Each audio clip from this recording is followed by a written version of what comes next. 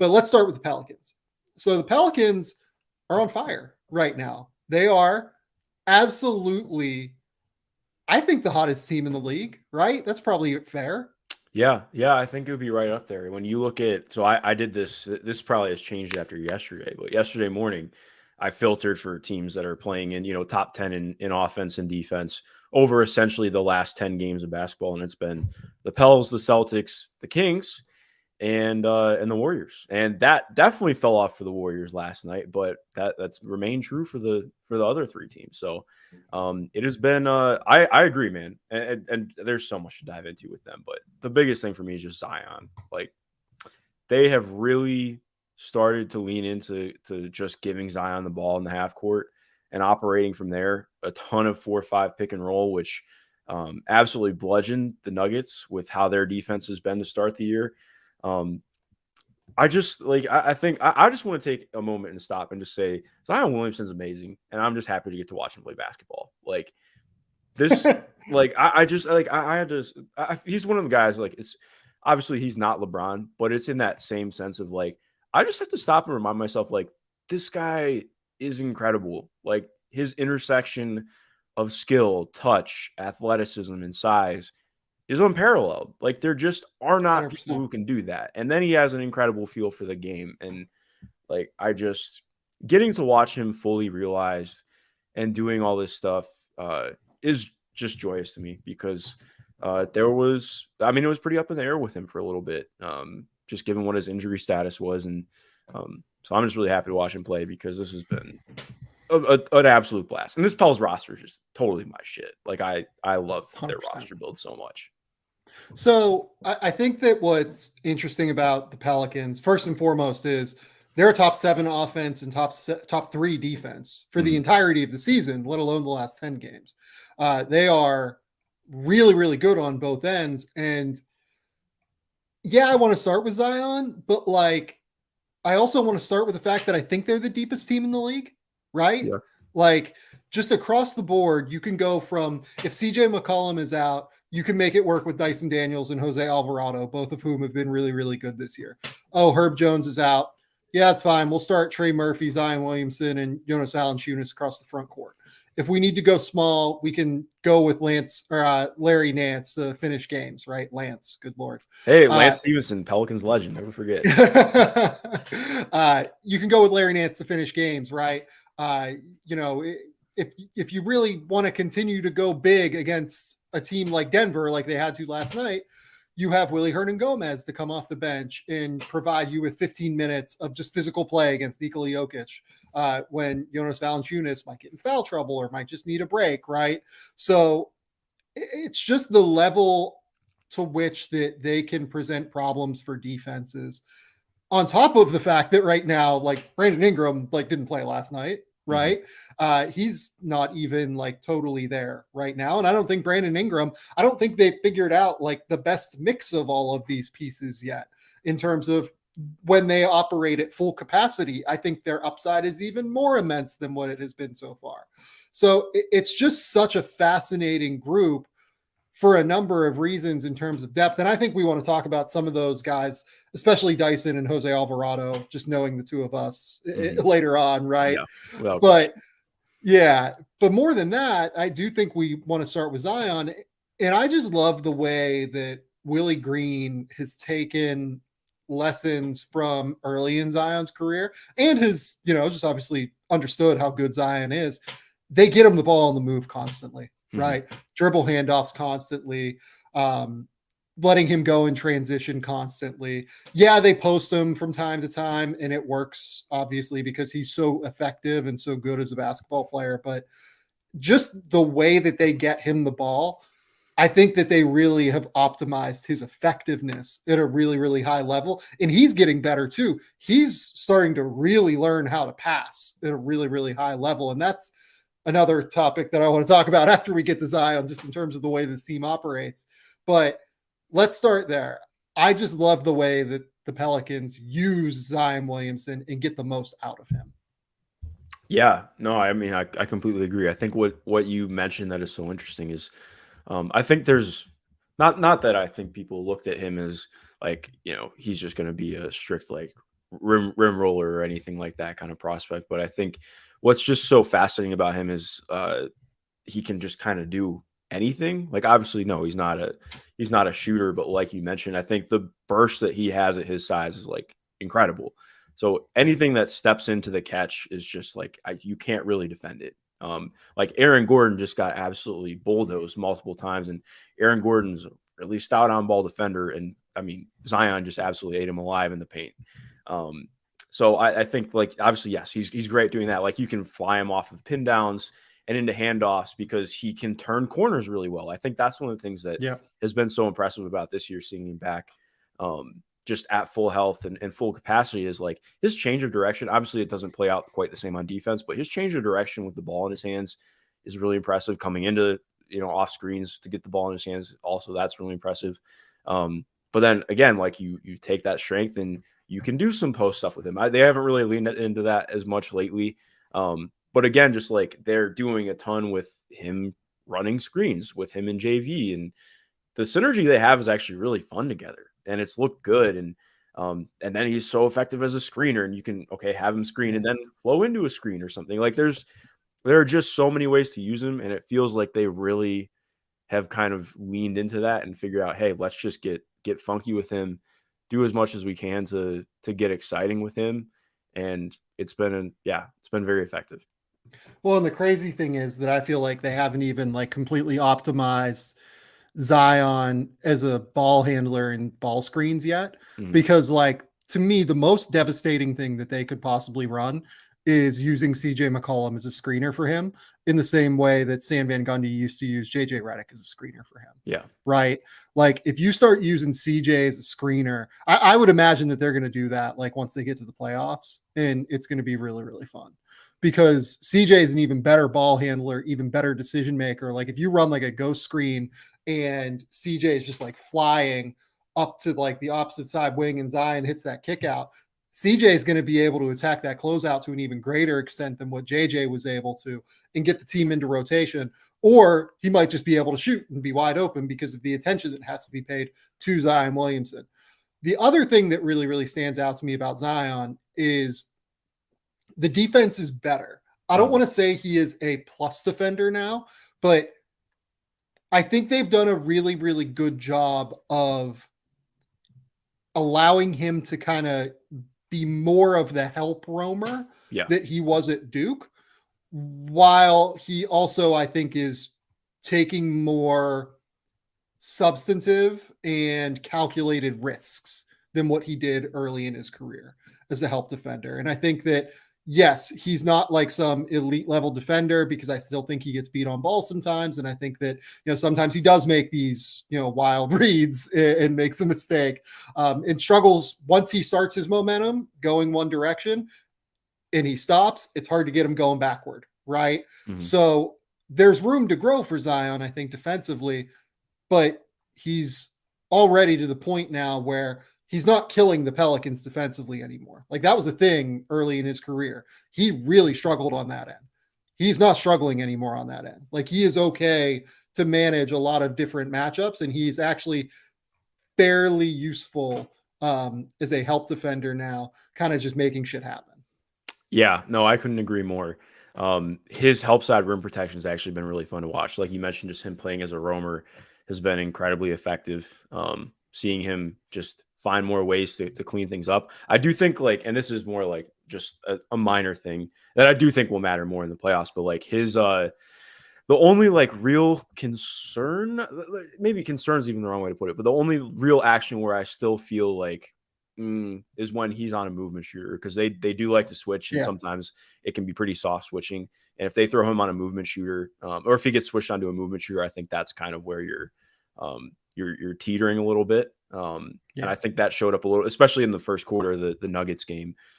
He got a couple of inopportune switches, and like you mentioned, if he takes one step in the wrong direction, I do think it's a little bit harder for him to just get that same momentum going another way. But at the same time, too, like I just think that so often the switches they get pointed out and be like, oh, well, in the playoffs, I'm like, yeah, in the playoffs, but also it's just not as easy to force switches in the playoffs as I think it sometimes gets made out to be. So I I have some hesitancy, but also like you're saying, like there's really good stuff going on there compared to what it's been in the past. Yeah, and the other thing I want to bring up here is the way that they initiate their offense. They Mhm. have so many guys that can like just Everybody can bring the ball up initiate the the court. offense. Yeah. Brandon Ingram, Zion Williamson, CJ McCollum, Dyson Daniels, Jose Alvarado obviously is another one. I'm probably missing like you could like let Larry Nance bring the ball up the court and I feel okay about Yeah, it, they let right? CM3 do it sometimes. Like it's been awesome. Totally. Herb can do it because Herb played a little bit of point at Alabama. Like it's this concept almost where everything just flows, right? And you see it like in the assist numbers, right? Like Mhm. Zion, like I don't have them in front of me right now. I'll pull them up as I'm talking. But like Zion is averaging like 4 assists a game or something like that. CJ McCollum is averaging 6. Brandon Ingram's averaging 5. Herb Jones is averaging 2. Jose Valanciunas is averaging 2. Jose Alvarado is averaging 3. Najee Marshall and Dyson Daniels and Devontae Graham, they play, somewhere between 20 and 16 minutes a night, and they're averaging 2 assists per game. It's just that they move really, really well in concert with one another, Mhm. and everything just flows together. And I think that that's part of why their offense is so dangerous, because they can initiate attacks from so many different angles with such unselfish ball movement, while also just having really, really threatening offensive pieces out there. Yeah, no, exactly. And I think what is so fascinating about this team too is there's not like one concrete kind of guy that they have as in their wing room. Like they have so many different guys who can do things. Like Herb is expert at just finding gaps to attack and redrive and continue moving the ball. TM3, like who I would kind of really want to write about this. I've already written about Trey this year, but I just want to write more about him I because he's know, so right? fascinating. Like I went back and I like looked at this. I want to go and hand track some of the stuff. But like I looked into it, and over almost half of his shots this year are coming from 2 or 3 feet behind the 3-point line. Like and like he's legitimately spotting up at like 30 feet. And it's Yeah. been like the way that it just makes a closeout that much harder, especially if you're sending nail help. And a lot of teams do like to send nail help against the Pelicans because if you have Zion driving the lane, you have to send help at his handle because that's like one of the few areas where I won't even call it a weak spot, but you can just try and hope to make him move the ball. But also, okay, if CJ McCollum's coming down, you're trying to just make him pick up the ball. But again, like Trey Murphy's in the slot at 31, 32 feet, and he doesn't need to step into it. Like he's just going to shoot it. Yeah. And that is just wildly fun. And then Dyson, I think Dyson's a really fun blend of what Herb brings and just kind of adding another guard out there, like adding an extra element of playmaking and guile. And his finishing is still like, he's still pretty contact averse, but like he has like good touch. He has some funkiness with his floater. Like it's Yep. awesome, man. Like there's, I don't mean to gush too much, but like this team is just, they're like my fun team. I love them so much. Yeah. And look, like I had to do rookie rankings, 3 weeks ago at this point, Mhm. and I couldn't really rank Dyson Daniels yet because he played, I think, like 180 minutes, like at that point. And Yeah. you could see that it was coming, right? Like every single minute he's been on the court, he's been ready to go, point blank. He's an awesome team defender. He's a great ball mover. He's made threes to this point. He's Mhm. picked his spots offensively, though, I think is the more important part. Yeah. Like, yeah, he finishes at the rim when he gets an opportunity. He's a really smart cutter. He doesn't stop moving, I think is also like a critical thing here. He's just constantly moving. When he has the ball, he's probing.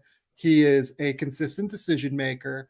He sees the court and processes things really, really well. These are all the reasons that I had Dyson Daniels as a top 7 player in this class. I think I might have even had him at 6, if I remember correctly. So, like, I love everything that Dyson has brought to the table, and I think he looks awesome and looks ready to be. If the shot falls at the level it has fallen so far, he's made 40% on limited attempts. If he even makes 35%, he's ready to be a playoff rotation player right now as a rookie because of the way that he processes things, the way he moves the ball. Yeah. No, I agree with that. And that actually brings up a fascinating point. Like I don't know if you're ready to have this conversation yet, but it's been circulating about Mhm. should the Pelicans quote unquote make an all-in move, and I mean, I guess I think I always tend to oscillate into it just depends on what the move is because I don't know what's available. Things change. Who knows? But like I look at this team and I don't really think that I feel there's a major hole that needs to be plugged by a Who is the superstar. all-in move? Like that's my Exactly. thing. Yeah. Look, if they could go get Kevin Durant, yeah, do it. Well, If you yeah. compare Yeah. Kevin Durant with Zion Williams, like I was all in on that, right? Like this summer, and I still feel that way. If you could go get Kevin Durant, sure, man, by all means, let's do it. But like for instance, I see Jay Morris in the YouTube comments says Miles Turner. No. I I think don't need like him it's there. it's Like interesting because like what I see, like I've heard that one a lot, and I just don't like. I don't think that it's super necessary to make like I love Miles and I think that he would bring things that are interesting to the Pelicans. But I also just I think you just lose a little bit of the offense with what JV brings. Like I know it's easy to look and be like, oh well, JV's only playing 21, 22 minutes a game. Like he's not this, he's not that. And I think he's just perfect for what they do. They love attacking the offensive glass. He's awesome at that. He's an awesome finisher. He's an awesome screener, which again, really important because they really like they don't have a guy who is like a standstill creator with the ball in their hands, in my opinion. So they really thrive on having right. him and Larry Nance be very good screeners for the ball handlers. Miles is not. That I think that that's the critical thing. The Yeah, fact that they have a lot of guys that are good at handling the ball. They don't have like an ISO creator, especially when Brandon Ingram's out of the lineup. And Brandon can do it. Brandon is the guy that can do it for them. But like just being able to throw the ball on the block to Jonas is super valuable for like yeah. 6 minute It's a stretches pressure of game. point. Like Yeah, you can throw the ball to Jonas and he can draw doubles like routinely, and that's huge. And then I like again, not that he's Nikola Jokic or Bam Adebayo, but he is a very good passer for his size. And he also just doesn't make boneheaded plays with the ball in his hands. Like he right. rarely is making like the wrong pass. He'll just wait to make the right one. And I think like again, when you're looking at a guy who you need to be more of a safety blanket, like that's perfect. So Right. yeah, I don't know. Again, like it tends to be just it depends what it is. Um, I mean maybe you could look and squint and say, well, if they had another like a third big, but at the same time, I just don't know like who that third big is, and I really like what their personnel is already. Um, so I don't know. Again, unless there's something that like absolutely blows you away, I'm pretty content at just hanging out with what we've got right now. Yeah, I'm just struggling to find who the guy is there. Like if I was them, I would hold on to all of these pieces and see if they can get like the guy. Like I think they already have Zion, they already have Brandon Ingram, they already have CJ McCollum, they have Trey Murphy, Herb Jones, Dyson Daniels, all these guys that I think are super valuable pieces. They have so many dudes though that they're going to be in the mix at the highest level of any trade talk. They can get in for any player in the league. That is how many assets they have. Plus, they have the picks coming still from Milwaukee. Plus, they have the picks still coming from the Lakers. They have so many assets in their war chest that I wouldn't be using those assets to go and get like if I could trade a first round pick for Miles Turner, maybe, sure, okay, whatever. But like if it's 2 first round picks and Kyra Lewis or something like that, Yeah. I'm not interested in that. Like I'm good just keeping those assets at the end of the day. So I guess that I would say I would consider the opportunity cost of moving in for someone like Miles Turner and instead hoard these assets. And then when Kevin Durant wants to leave Brooklyn, you are like the team in pole position if Kevin is willing to go there because you have the most assets at the end of the day. Yeah. No, I think it's a fair point. And I also too I mean maybe things can change over the next month or two, but I look at this team and I feel like they are a deep playoff team. Like I thought headed into the year, this is I mean, I'm not trying to just like hype myself up. I said on Twitter, I was like, I don't make bold predictions. I think this is the first New Orleans team that isn't a Hornets team that wins 50 games. And I think that they're more than on pace for that. Obviously, you never know what happens with injuries. But yeah, this team really moves me. And that's without even like, Jose Alvarado just looks like Allen Iverson against the Nuggets. You dropped 30 he was just career dropping high. them. Yeah. That was incredible stuff. That is what I live for. I love Jose Alvarado, but also I just want to point out, like, I can't remember if you and I have talked about this on here, but he's made legitimate improvements this year that have been Jose? good. Yeah. Yeah. Oh, yeah, totally. The shooting. Like, I think it goes Yeah. in every time he's open, it feels like. Yeah. The shooting has really come along.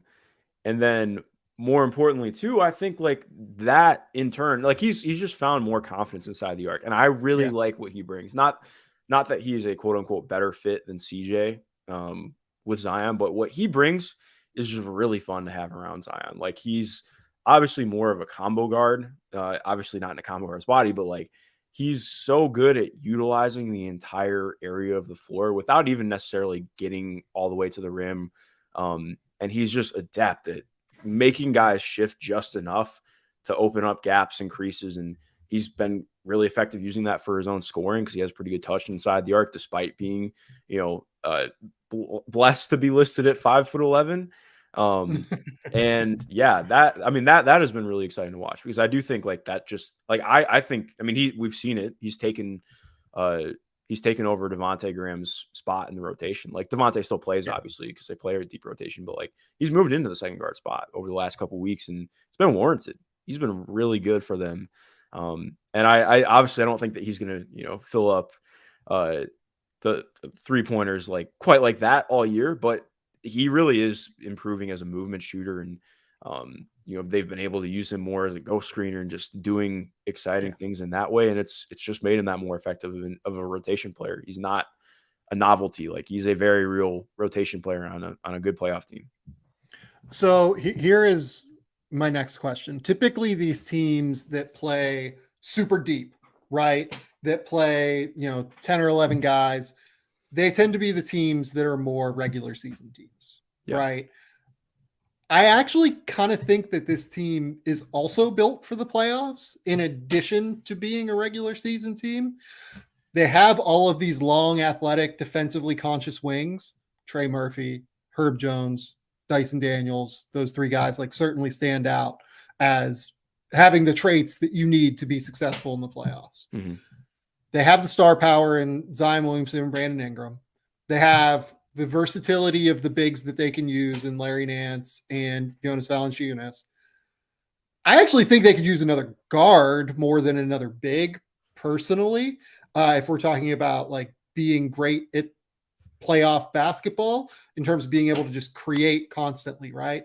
But I think that they can go big across the wings and small in the front court. They can go, small in the backcourt by playing CJ and Jose together in minutes. They can go, CJ, Dyson, Herb, Trey, Zion if they want to, and just like be super duper athletic and everything. It's just they present so many different matchups for teams, and that's what matters in the playoffs. Ultimately, they're going to go as far as Zion Williamson, CJ McCollum, and Brandon Ingram allow them to go in terms of their star power, beating out the star power of other teams. But I think they're going to have the marginal advantage on the fringes versus other teams in a way that some of these other playoff teams don't necessarily have. Yeah, exactly. I think what's so fun and what feels different about them with their depth is like, I feel like their depth is, and maybe this seems arbitrary, but I feel like their depth is used in a way that shifts the game for them, not to adapt to other teams. And that to me speaks volumes on what the depth is, because I think, you can often look at teams and be like, oh, well, if they just have these things to counter. And I think, no, like what I've really loved about the early season and what you're hitting on too, that it feels different from other teams. Part of it's been due to injury that has forced them to really try things, but they have been really running through and trying different things on both ends, which has been really fun to watch. And that makes me all that more excited about what they can be in the playoffs, because I think you look at, how they can be kind of honed into what they do best by the time they come around in the playoffs. And I think there are going to be questions about how they whittle down the rotation, or if they do. I think they're going to have to, especially once the playoffs hit. But Yeah, I think that I just feel like the next couple months we could see some really exciting stuff happen with them. And Yeah. again, it's just going to definitely depends on health, as it does for everyone. But they're a special group.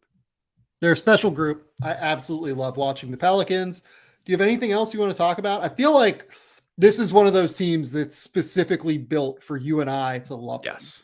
Like big wings, Zion Williamson doing a bunch of super fun shit. I love Brandon Ingram. Like, I guess that maybe the last thing to talk about here is like, how do you think the reintegration of Zion with Brandon Ingram has gone to this point in the minutes where they have played together? I've mostly liked it, honestly. Like, I don't have a huge problem with it. I'd like to see them do more stuff with BI and Zion at the same time. Like use Zion as a screener, use BI as a screener. Like, I think I would like to see them do more things to involve both of them in the same action. Same thing with like talking about CJ. I think I'm not really worried about how CJ has looked to start the year. I think again, part of it's just been guys have been in and out. I think he's been in a little bit of a shooting slump, but to me, he does not look like he's lost a step in any way, shape, or form. I think it's just I think CJ's been fine. He has a 3-to-1 assist to turnover. It's just a different role than what it was in Portland. Like he has a 3-to-1 assist to turnover ratio. He's running the offense really, really well. He is just in the middle of a shooting slump. Like, I'm not worried about CJ at all. Yeah, no, exactly. I don't yeah, but I mean overall, I don't think that I have like any real concerns about that. Just because I felt really good about what BI was able to find last year. And I think a lot of what made me excited about what BI was doing last year is that it was in terms of like that back half. Like, yes, he didn't shoot well from three, but he was so good at like that was the best that he ever saw the floor the last like probably 30 games last year. And I think that he's mostly continued that to start the year. There have even been times where I felt he's like too passive as a shooter. So again, I think just seeing them with more time together is going to be exciting, but I feel it's been pretty good. Yeah, no, I agree. I'm with you. The Pelicans have been one of the most fun teams for me to watch this year.